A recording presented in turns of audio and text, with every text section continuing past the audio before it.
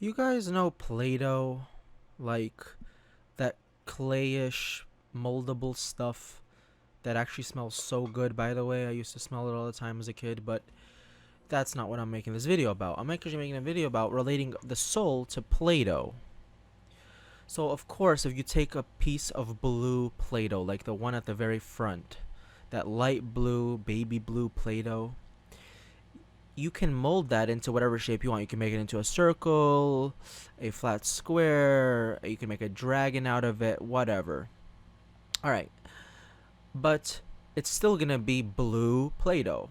So likewise, the soul, while you can manipulate it and change stuff from it into new shapes and change it into something else, into a new appearance, the content of it is still gonna stay the same. The basic, essence of it is gonna stay the same. So what can you change? And what can't you change? Well, you can't change your history because it's set in stone, and your history does, in a sense, predict your future. For example, your gender, you're never going to change. So there are some genuine boundaries that can't be crossed. But within the unchanging boundaries, change is possible. And what are some things you can change? Well, you can become from traumatized to extremely healthy and confident.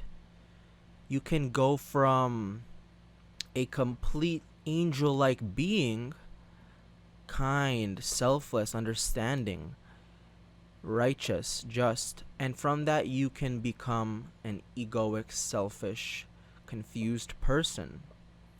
You can, fatigue too is in the soul. You can go from extremely fatigued to extremely energy full and clear thinking, because this is all in the soul. The soul can change. The soul is changing based on how you act.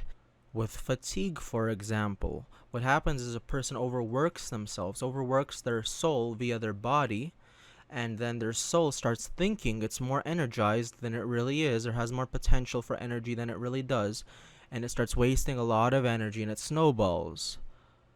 If you want to understand how to always be happy, for instance, you have to start doing things, start programming your soul toward happiness. All this is not fake happiness. This is as real as it gets. This is the only kind of happiness, for example, of all the emotions I can be talking about. I'm talking about happiness because it's just something a lot of people like. So you have to start figuring out what are the laws. How do I obey the my own internal design in order to bring about happiness within me? There are rules. It's not just like I can think my way into it, but there's putting your foot forward. It's doing everything you have to do in order to be within the boundaries of happiness. So put your foot forward in the direction you want to go, and the soul will follow. Now, of course, you are the soul, so really you're not following your soul, or the soul is not going to follow you. You're just going to program your soul into that. You're either a man or a woman made in the image of God 100%. But all the other stuff, that all the spiritual faculties like emotion and strength and thinking, all that stuff is in your control. It's all in your control. You can change all of that stuff. So change is very possible with the soul, and you become what you act like. So what do you want to become like? Ask yourself the question and go after it.